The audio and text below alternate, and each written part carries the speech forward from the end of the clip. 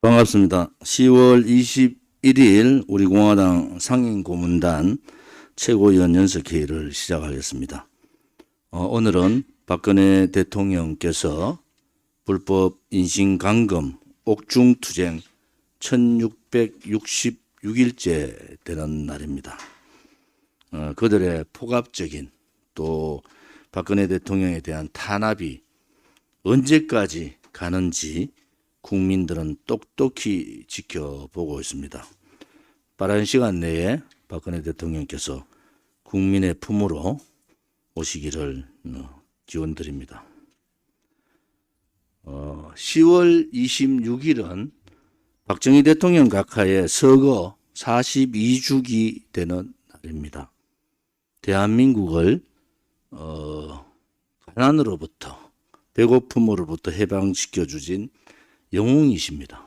또 대한민국의 북 강병과 지금 같은 붉은 세력들이 나라를 이끌지 못하도록 해주신 반공정신.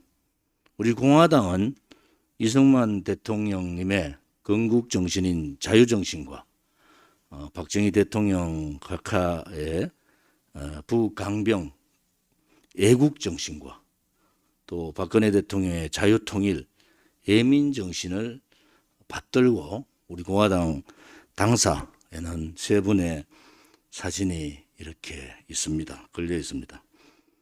그런데 대한민국의 국방부는 매년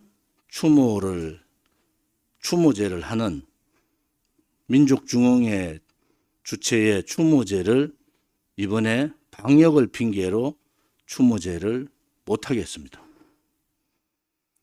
있을 수 없는 국방부의 행위에 대해서 모든 우리 공화당 동지뿐만 아니라 국민들은 개탄을 금할 수가 없습니다. 박정희 대통령의 서거 42주기 추모식을 박정희 대통령 유경수 여사님의 현충원 묘소에서 하지 못하는 상황이 벌어졌고, 그것도 현충원과 민족중흥회 간에 300명 인원을 제한해서 하고자 했던 합의조차도 국방부는 깨버렸습니다. 있을 수 없는 만행이고 있어서는 안 되는 대한민국의 국방부가 아닌 조선인민민주주의 국방부와 같은 역할을 한 국방부 장관과 이 결정을 한 자들에 대한 응징이 있어야 된다고 봅니다. 우리 공화당은 작년부터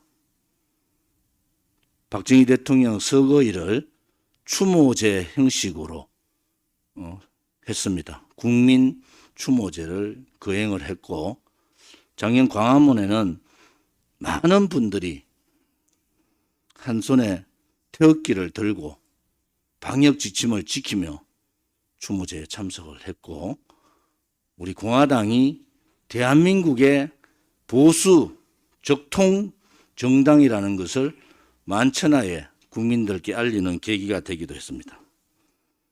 아무리 문재인 좌파 독재 정권이 박정희 대통령의 정신을 훼손하고 그분의 위대한 역사를 묻고 싶다 하더라도 이런 만행은 할 수가 없는 겁니다. 민노총이 평일 대낮에 무려 2만 7천 명을 결집해서 서울 도심을 마비시키는데도 불구하고 불법 집회가 문재인 정권에 의해서 그냥 수용되는 그러한 모습을 보면서 그들의 방역의 작대의 허구성을 우리는 보고 있습니다.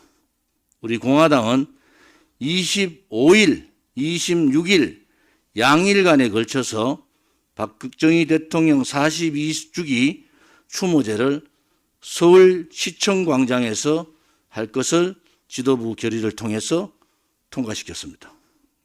앞으로 박정희 대통령에 대한 추모제나 탄신제 이러한 중요한 날에 대해서 우리 공화당은 앞장서서 보수 정통 적자 정당답게 추모제와 탄신제를 준비하고 예와 성을 다해서 모시도록 하겠습니다.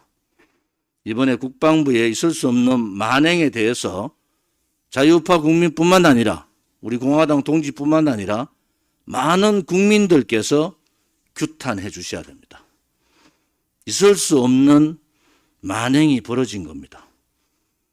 만약에 좌파 독재 정권 또 문재인보다도 더 나쁜 붉은 세력이 정권을 잡으면은 추모제뿐만이 아니라 이제는 이승만 박정희 대통령의 묘소조차도 없애자는 그러한 자들이 나타날 겁니다. 한 발의 물러섬도 가질 수가 없습니다. 일각의 주저함도 없습니다. 임전무태의 마음으로 그들과 맞서 싸워야 합니다. 위대한 역사를 짓밟은 또 대한민국의 자유우파의 역사를 좌파의 역사로 만들고 있는 이 문재인 좌파 독재 정권을 용서할 수가 없습니다. 촛불 쿠데타를 통한 권력 찬탈로 국민들이 다 죽었다고 생각하지만은 대한민국 국민은 살아 있습니다. 이번 25일, 26일 이 추모제에 박정희 대통령 각하의 42주기 추모제에 민노총보다도 10배가 많은 자유우파 국민이 모여야 합니다. 국민이 살아있고 국민의 저항권이 얼마나 무섭다는 것을 우리가 알려야 됩니다.